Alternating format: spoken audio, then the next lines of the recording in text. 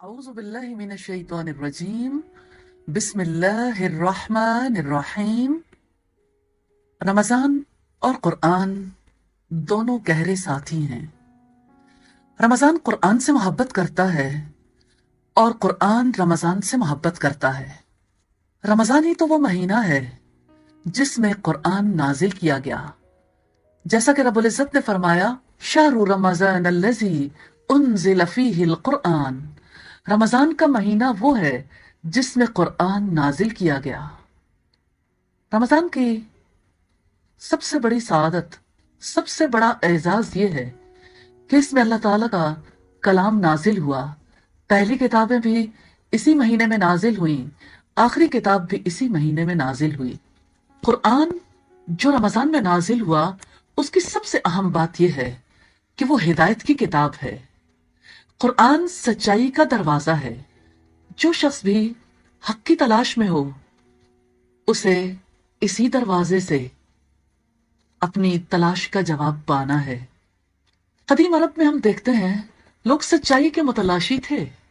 وہ جاننا چاہتے تھے اپنی ذات کے بارے میں، کائنات کے بارے میں، لیکن انہیں ان کے سوالوں کا کوئی جواب نہیں ملتا تھا۔ پھر جب قرآن آیا، انہوں نے قرآن سنا، قرآن سے انہوں نے اثر قبول کیا، کیونکہ قرآن نے انہیں وہ جواب دیے تھے جو جواب وقت کے عقل مند لوگ، دانا لوگ نہیں دے سکے تھے۔ نہ شاہوں سے جواب ملا، نہ سرداروں سے جواب ملا۔ جواب آسمانی تھا، جواب رب العزت نے دیا۔ حقیقت یہ ہے کہ قرآن سچائی ہے، قرآن روشنی ہے۔ ہماری آنکھ دیکھتی ہے، لیکن دیکھنے کے لیے روشنی چاہیے۔ ارد گرد کے ماحول میں اگر اندھیرا ہو تو آنکھ دیکھنے کی صلاحیت کے باوجود دیکھ نہیں پاتی۔ اسی طرح سے جو لوگ حق کی تلاش میں ہوتے ہیں، ان کو جب تک نور، روشنی نہیں ملتی، اس وقت تک وہ سچائی تک پہنچ نہیں پاتے۔ یہ قرآن اللہ کی رسی ہے، اللہ رب العزت تک پہنچنے کا ذریعہ ہے۔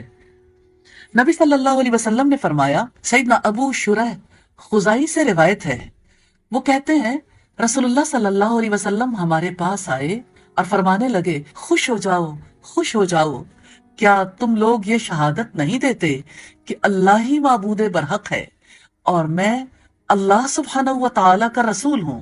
صحابہ نے کہا جی ہاں۔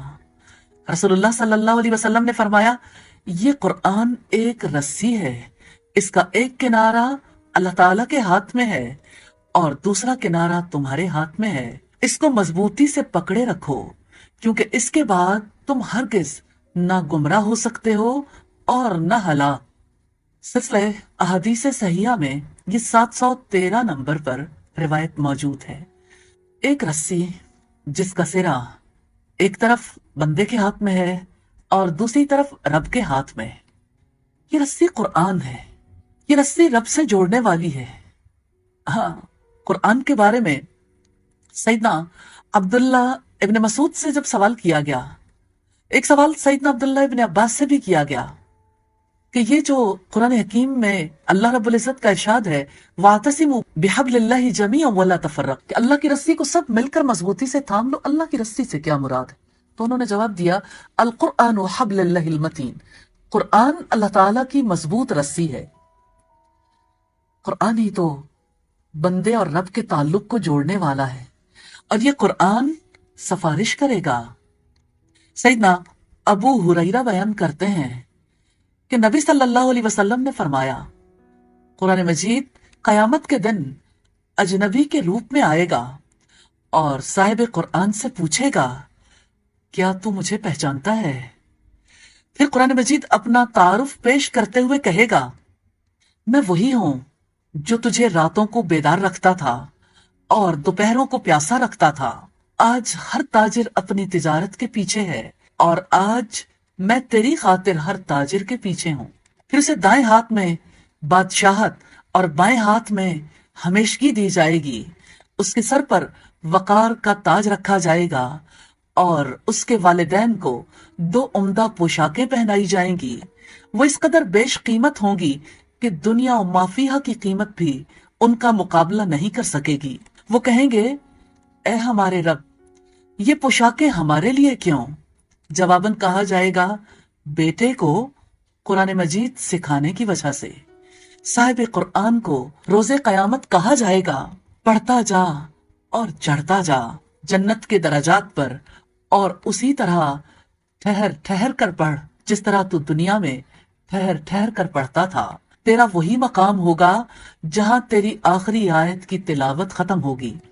سلسلہ احادیث صحیحہ میں یہ 2829 نمبر پر موجود ہے۔ اس حدیث سے بھی ہمیں پتہ چلتا ہے کہ قیامت کے دن کتنا عجیب منظر ہوگا جب قرآن اجنبی نوجوان کی شکل میں آئے گا، سفارش کرے گا۔ یہ قرآن صاحب قرآن یعنی قرآن پڑھنے والے اور اس کے والدین دونوں کے لیے خوشخبری بن کر آئے گا۔ قرآن کا تعلق کس قدر قیمتی ہے، اور یہ مہینہ قرآن مجید کا مہینہ ہے، قرآن مجید کے تعلق کا مہینہ ہے۔ سیدنا ابو ہریرہ رضی اللہ تعالی عنہ سے روایت ہے، نبی صلی اللہ علیہ وسلم نے فرمایا قرآن قیامت کے دن پیش ہوگا، کہے گا اے میرے رب، اسے جوڑا پہنا، یعنی قرآن پڑھنے والے کو تو اسے کرامت، عزت و شرافت کا تاج پہنایا جائے گا۔ پھر وہ کہے گا اے میرے رب، اسے اور دے تو اسے کرامت کا جوڑا پہنایا جائے گا۔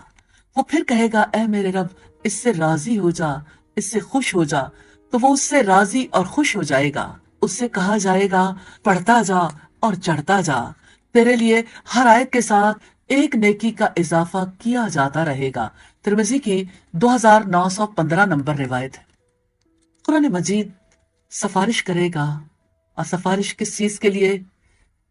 کہ عزت کا لباس پہنا دیجئے، اسے خوبصورت لباس زیب تن کروا دیجئے۔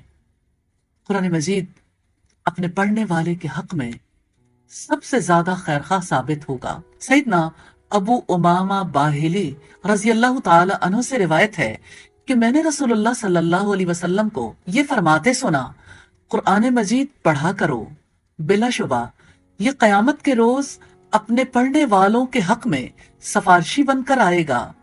دو خوبصورت صورتیں سورہ البقرہ اور سورہ آل عمران پڑھا کرو، کیونکہ یہ قیامت کے روز اس طرح آئیں گی گویا کہ دو بدلیاں یا سایہ دار چیزیں یا پر پھیلائے پرندوں کے دو غول ہیں، وہ اپنے پڑھنے والے کی طرف سے جھگڑا کریں گی۔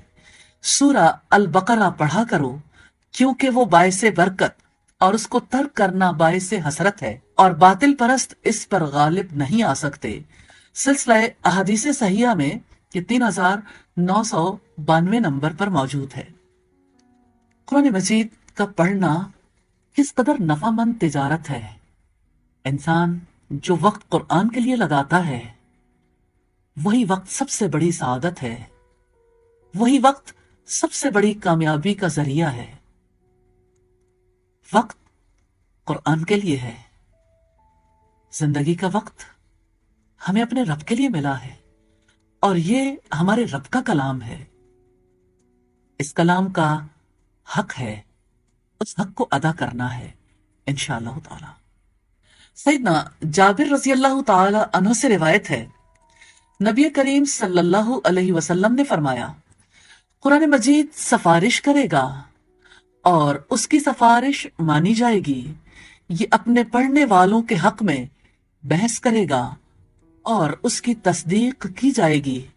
جس نے اس قرآن کو اپنے سامنے رکھا تو یہ جنت کی طرف اس کی رہنمائی کرے گا، اور جس نے اس کو اپنی پیٹھ پیچھے رکھا تو یہ اسے ہانک کر جہنم میں لے جائے گا۔ سلسلہ احادیث صحیحہ کی روایت 2019 نمبر پر ہے۔ حقیقت یہ ہے قرآن کو رہنما بنانے والا ہی کامیاب ہے۔ نزول قرآن کا مہینہ اور قرآن کے فضائل، قرآن کی فضیلت اسی کے لیے ہے جو قرآن کے لیے وقت نکالے۔ اس کی تلاوت اجر و ثواب کا باعث ہے، اس کے سیکھنے سکھانے والا سب سے بہترین ہے، جیسا کہ نبی صلی اللہ علیہ وسلم نے فرمایا خیرکم من تعلم القرآن وعلمہ، تم میں سے بہترین وہ ہے جو خود قرآن سیکھے اور دوسروں کو سکھائے۔ اللہ تعالی ہمیں ایسے لوگوں میں شامل فرمائے۔ حقیقت یہ ہے کہ قرآن پڑھنے والا قابل رشک ہے۔ سیدنا عبداللہ ابن عمر رضی اللہ عنہما نے فرمایا کہ میں نے رسول اللہ کو یہ بیان کرتے سنا، رشک تو بس دو آدمیوں پر ہی ہو سکتا ہے، ایک تو اس پر جسے اللہ تعالیٰ نے قرآن مجید کا علم دیا اور وہ اس کے ساتھ رات کی گھڑیوں میں کھڑا ہو کر نماز پڑھتا رہا، اور دوسرا آدمی وہ جسے اللہ تعالیٰ نے مال دیا اور وہ اسے محتاجوں پر رات دن خیرات کرتا رہا۔ صحیح بخاری کی روایت ہے 5025 نمبر پر، جس سے ہمیں پتہ چلتا ہے کہ رشک کے قابل کون ہے۔ آج کی دنیا جہاں لوگ مال کی وجہ سے ایک دوسرے کو پہچانتے ہیں، جہاں ایک دوسرے کے لیے عزت اور وقار دینے کا معاملہ دنیا کے اسباب سے متعلق ہے، اس دنیا میں خوش نصیب ہے وہ لوگ جنہیں یہ بات سمجھ آ جائے کہ رشک کرنا ہے تو قرآن کی وجہ سے، اور قرآن بھی کیسے؟ رات کی گھڑیوں میں نماز کے اندر پڑھنے کے حوالے سے رشک کریں، تاکہ اللہ تعالیٰ سے توفیق مانگی جا سکے، تاکہ اللہ تعالیٰ کے آگے جھکنے کے لیے اللہ تعالیٰ کی طرف سے رحمت نازل ہو سکے۔ تلاوت قرآن ذکر خیر کا باعث بنتی ہے، جیسے قیام اللیل انسان کے لیے اجر و ثواب کا باعث بنتا ہے۔ سید ابو سعید خدری سے روایت ہے کہ میرے پاس ایک آدمی آیا اور اس نے کہا مجھے کوئی وصیت کیجیے۔ میں نے کہا تو مجھ سے وہی مطالبہ کر رہا ہے جو میں نے تم سے پہلے نبی صلی اللہ علیہ وسلم سے کیا تھا۔ آپ نے فرمایا میں تجھے اللہ سے ڈرنے کی وصیت کرتا ہوں، کیونکہ وہ ہر نیکی کی جڑ ہے، اور یہ کہ جہاد کا اہتمام کرو کیونکہ وہ اسلام کی رہبانیت ہے، اور اللہ تعالیٰ کے ذکر اور تلاوت قرآن کا اہتمام کرو کیونکہ وہ آسمان میں تمہارے لیے تذکرہ خیر کا باعث ہے۔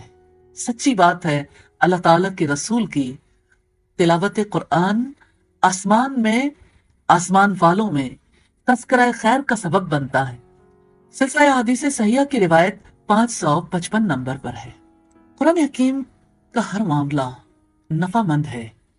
قرآن حکیم سے ہر تعلق انسان کے لیے باعث خیر و برکت ہے۔ قرآن مجید کی آیات سکھانا بہترین تجارت ہے۔ سیدنا عقبہ بن عامر رضی اللہ تعالی عنہ نے کہا کہ نبی صلی اللہ علیہ وسلم نکلے اور ہم لوگ دیوان خانے میں تھے، تو آپ نے فرمایا تم میں سے کون چاہتا ہے کہ ہر روز صبح کو بطحان یا عقیق جائے؟ یہ دونوں مدینہ کے بازار تھے، اور وہاں سے 2 اونٹنیاں بڑے بڑے کوہانوں والی لے کر آئے، بغیر کسی گناہ کے اور بغیر اس کے کہ کسی رشتہ دار کی حق تلفی کرے۔ تو ہم نے عرض کی اللہ کے رسول یہ تو ہم سب چاہتے ہیں۔ تو آپ نے فرمایا پھر کیوں نہیں جاتا تم میں سے ہر ایک شخص مسجد کو، اور کیوں نہیں سکھاتا یا نہیں پڑھتا 2 آیتیں اللہ تعالیٰ کی کتاب کی جو اس کے لیے 2 اونٹنیوں سے بہتر ہوں، اور 3 اونٹنیوں سے بہتر، اور 4 اونٹنیوں سے بہتر ہیں، اور اسی طرح جتنی آیات ہوں اتنی اونٹنیوں سے بہتر ہیں۔ مسلم کی 1873 نمبر روایت ہے۔ حقیقت یہ ہے کہ قرآن نفع مند تجارت ہے۔ آج قرآن حکیم کی ایک آیت ایک اونٹنی کے نفع کے برابر ہے، اور ایک اونٹ ایک گاڑی کی طرح ہے۔ ایک آیت کا سکھانا اتنے بڑے نفع کا سبب ہے، اتنے بڑے اجر کا باعث ہے۔ دنیا میں کتنے کم لوگوں کو یقین آتا ہے کہ محنت کا صلہ انسان دے سکتے ہیں، تو جہانوں کا بادشاہ تو بہت بڑھ کر عطا کرنے والا ہے۔ قرآن مجید رمضان المبارک میں نازل ہوا۔ رمضان کی ایک رات ایسی تھی جس میں قرآن مجید آسمان عزت سے آسمان دنیا پر نازل کیا گیا۔ یہ قرآن سر بلندی کا راستہ ہے۔ نافع بن عبد الحارث نے سیدنا عمر سے ملاقات کی اسفان میں، اور سیدنا عمر نے ان کو مکہ پر تحصیلدار بنا دیا۔ پھر سیدنا عمر نے پوچھا کہ تم نے جنگل والوں پر کس کو تحصیلدار بنایا؟ انہوں نے کہا کہ فلاں شخص کو۔ سیدنا عمر نے کہا وہ کون ہے؟ انہوں نے کہا کہ ہمارے آزاد کردہ غلاموں میں سے ایک غلام ہے۔ سیدنا عمر نے کہا تم نے غلام کو ان پر تحصیلدار بنا دیا؟ انہوں نے کہا کہ وہ کتاب اللہ کے قاری ہیں، और तरका को खूब बांटना जानते हैं। सैयदना उमर ने कहा, सुनो, तुम्हारे नबी सल्लल्लाहु अलैहि वसल्लम ने फरमाया है, अल्लाह ताला इस किताब के सबब से कुछ लोगों को बुलंद करेगा और कुछ लोगों को गिरा देगा। ये मुस्लिम की 1897 नंबर रिवायत है। नबी सल्लल्लाहु अलैहि वसल्लम रमजान में कुरान के साथ कैसे वक्त गुजारा करते थे, कुरान के महीने में कुरान का हक कैसे अदा करते थे, ये तो हम सब जानते हैं कि आप सल्लल्लाहु अलैहि वसल्लम ने चंद दिन तरावीह की जमात करवाई। आप सल्लल्लाहु अलैहि वसल्लम ने इस वजह से इस सिलसिले को जारी नहीं रखा कि कहीं उम्मत पर फर्ज ना हो जाए। आप साल के 12 महीनों में और साल के 365 दिनों में इस सिलसिले को जारी रखा करते थे। रमजान के दिनों में, रमजान की रातों में आपके मामूलात क्या थे? सैयदना अब्दुल्लाह इब्न अब्बास रज़ियल्लाहु ताला अन्हु कहते हैं कि अल्लाह के रसूल सल्लल्लाहु अलैहि वसल्लम सब इंसानों से ज्यादा सखी थे और आपकी सखावत रमजान में रीह मुरसला की तरह होती थी, यानी तुंदो तेज तूफानों की तरह। और ऐसा तब होता था जब सैयदना जिब्रील अलैहिस्सलाम आपको दौरे कुरान करवाने आते थे, और ये हर रात होता था। हर रात आप सल्लल्लाहु अलैहि वसल्लम सैयदना जिब्रील अलैहिस्सलाम के साथ दौरे कुरान करते थे। आप सल्लल्लाहु अलैहि वसल्लम रातों में कयाम करते हुए कुरान मजीद की तिलावत करते थे। आप सल्लल्लाहु अलैहि वसल्लम के अक़वाल कुरान के मुताबिक, आपके अखलाक कुरान के मुताबिक। सईदा आयशा से किसी ने सवाल किया कि ए मोमिनों की माँ, आप ये बताइए कि अल्लाह के रसूल सल्लल्लाहु अलैहि वसल्लम के अखलाक कैसे थे? उन्होंने जवाबन सवाल किया, क्या आपने कुरान नहीं पढ़ा? आपके अखलाक, आप तो चलता फिरता कुरान थे। कुरान इसीलिए आया है कि हम उसे अपने अमल में लेकर आए। कुरान की तिलावत, कुरान का सीखना, कुरान का सिखाना, कुरान के साथ हर ताल्लुक, कुरान के पैगाम को पहुंचाना सब इबादत है। सुब्हानकल्लाहुम्मा व बिहम्दिका नशहदु अल्ला इलाहा इल्ला अंता नस्तगफिरुका व नतूबु इलैक। अस्सलामु अलैकुम व रहमतुल्लाहि व बरकातुहू।